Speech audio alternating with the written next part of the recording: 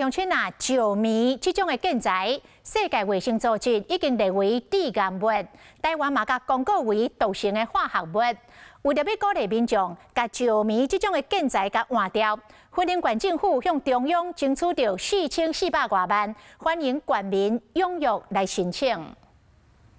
石棉是早期靠大量运用的建材，不过因为伊的材质纤维歹分解，加上可以走入去咱人体内，互细胞受损害，大大增加着感风险。尤其呢，它本身是一个坚固不易分解的这样的一个纤维，那存在人体里面大概可以超过20年到40年哈。目前千石棉的介绍一共超过万，这边的计划争取到4444万，补助对象包括客家、农业设施、庙的。 学校等等，欢迎符合资格下当来申请，而且申请流程嘛真简单。民众只要一通电话打到环保局，那环保局会安排会勘。石棉即摆已经是有害废弃物，民众伫咧摕时一定要找合法的专业业者，那乌白单相关扣罚1500万，含相关的刑事责任。